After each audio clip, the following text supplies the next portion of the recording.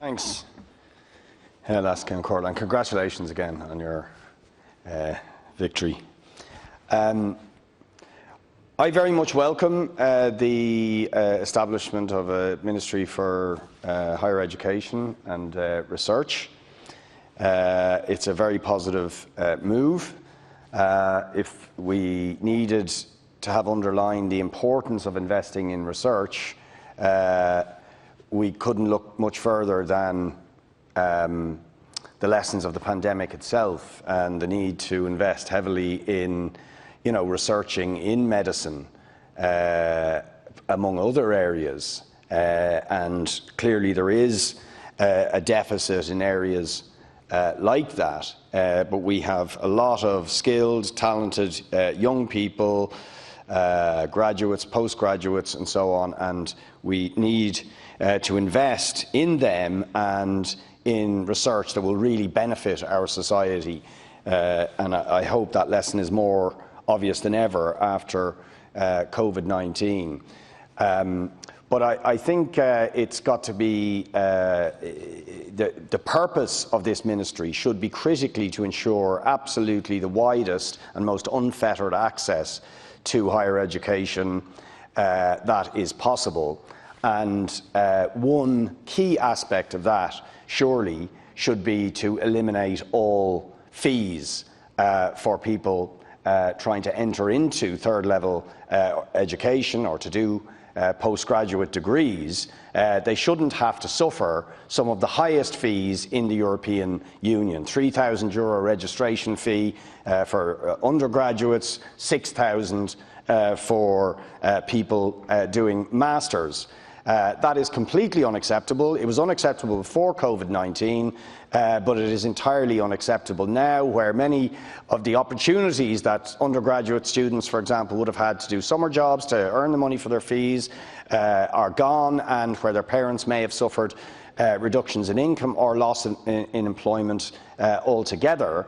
If we seriously want to open up education, if we see the importance of it, then we have to remove all financial obstacles, eliminate all fees in order to provide the widest possible access to higher level education. And people, of course, will say, oh, here's the socialists again. They think there's a free money tree. We don't really have the money for that. Let me point out that we, as a proportion of GDP, spend one of the lowest amounts on public services generally, including in education, health and just about every other key public service of our GDP of almost any country in Europe.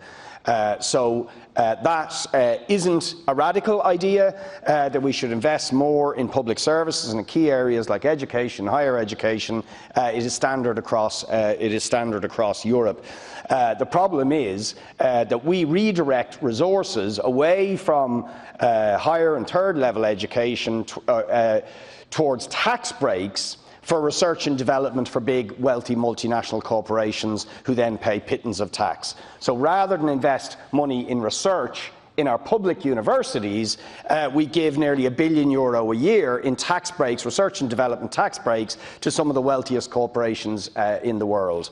Now, it seems to me they have enough money, they have enough wealth. We should be closing down those tax loopholes and redirecting that €700 or €800 million a year that goes to a handful of multinational corporations into our universities to remove things like fees, to invest in more research and greater access to higher and third level education. So I might have left my points at that and said I absolutely welcome this bill. But of course there's a big difficulty, is that this bill and the setting up of this new ministry is linked then to something absolutely scandalous, which are the plans to increase the already high salaries of junior ministers from €124,000 to an additional €16,000 on top of that, as if €124,000 isn't enough. And when I challenged Minister O'Donoghue on this last night and asked him how could he possibly justify this, he said, well, isn't it fair to expect equality in pay around the cabinet table? And I thought about this for a minute, and then I thought, oh, the government believes in pay equality in the public service. So that's why people who get 124,000 couldn't possibly work beside other ministers who are on higher salaries doing the same jobs. So we have to give them a €16,000 increase. It's only fair. We have to have equality. Until you remember that that same principle of equality in the public service, including in education, apparently does not apply to teachers who are on a fraction of that salary. It's okay for teachers entering after 2011 into education to earn less, substantially less, when they enter than teachers working beside them doing exactly the same jobs. That inequality is okay, but it's not okay for ministers around the cabinet table. It's also okay for lecturers in higher education who before 2011 entered on €42,000 a year, now to enter on €38,000 a year. That pay inequality is okay, but of course we cannot possibly have pay inequality for ministers on 124,000. We've got to give them an additional €16,000. That is scandalous double standards. And I think maybe those double standards, more than anywhere, will be felt by our nurses and frontline health workers. Because, of course, they were the ones who protected us and continue to protect us at great personal cost during the midst of the pandemic. And what did those health workers get as their reward from the state for losing their lives, for getting the highest infection rates in COVID-19 of health workers anywhere in the world? They got a round of applause. Not a pay reward, not a pay increase, not pay equality. They got a round of applause. So I suggest we give a round of applause to the new junior ministers, but don't give them the pay increase. That's what we should do. We could save this pay increase by just giving the ministers a round of applause, the same as they gave the nurses who protected us.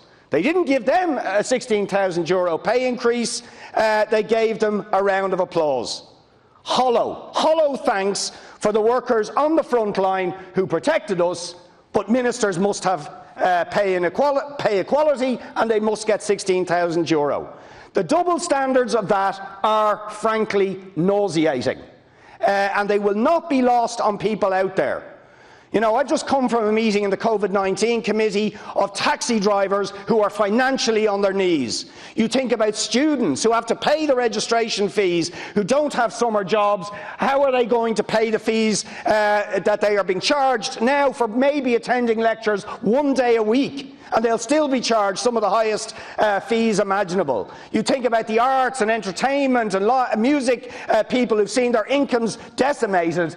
Both the junior ministers have to get a pay increase from €124,000 and add €16,000 on top of that. It is absolutely shocking. And it really leaves us with little choice, even though we would like to support a bill that is about creating an important new department and ministry in something important like higher education and research, which we would want to support. But how on earth can we possibly support giving a pay increase to already massively paid junior ministers? If they need pay equality around the cabinet table, why don't they reduce the pay of the senior ministers? That would be a better way to achieve the pay equality, wouldn't it? That would be a bit fair. That would send out a fair signal to people out there who are suffering at the moment because of the economic fallout of COVID-19. So that is my suggestion, Las Count Corla. Let's give the junior ministers a round of applause instead of giving them €16,000 in a pay increase. Very much, Deputy Richard Boyd Barrett. I don't think there's anybody else offering that hasn't spoken already, so I'm going back to the Minister for reply. Minister, you have 5 minutes. Thanks, Las Count Corla. At the beginning, I'd like to congratulate yourself on your election to the office of Las Count Corla, to wish you well in it, and to remark on what you said yesterday in your a few words that it is historic, I think, in this Parliament that you're the first lady, woman, person to hold the office of Last Ceann Comhairle, and that's a fabulous achievement, and to wish you well. I'd like to thank all the speakers in the debate. We initiated this bill yesterday in the Shannon, and there was a number of contributions there and a number of issues raised. I'd like to thank all the speakers who have raised the issues here in the Dáil chamber, sitting in the Convention Centre. A number of the issues which have been raised were again raised yesterday. As has been pointed out by Deputy James Lawless, my colleague, the idea, the inception of this department was an idea of the Fianna Fáil party, of the Taoiseach Micheál Martin, who is a previous Minister for Education, and it was something which we adopted as a policy as a party in opposition, and very happy to say that it was actively engaged in and with by the Fine Gael party and the Green party as part of the formation for government talks. So here we are putting together the legislation to enable the establishment of this new Department of Further Higher Education, Research, Innovation and Science. And it's very, very important that we have a dedicated department for many, many reasons, which have been articulated by all the speakers, but even for practical reasons like at our budget time, which will be coming up later in the year, where Minister Harris and myself will be presenting ourselves to the Minister for Public Expenditure and the Minister for Finance, and we will be able to argue and seek funding and resourcing for the higher and further education sector on a standalone basis, and we won't be going there as a bigger department was previously concerning other parts of education, which are obviously very, very important also. But this will be a dedicated focus on further education, training, research, science and innovation. Just want to remark in relation to a lot of the comments which were echoed here today in relation to the need for sustainable funding for our higher education sector. That is without a doubt one of the biggest challenges which will face this department. We know that the Cassell's report has been published now over 4 years, and it has been in the system, in the Oireachtas. It has been through the previous department and it's now with the European Commission, and there will have to be decisions made in relation to the future funding of our third level colleges, and particularly, as has been rightly pointed out by a number of speakers, with the significant drop off in the international student base which is going to be experienced this year.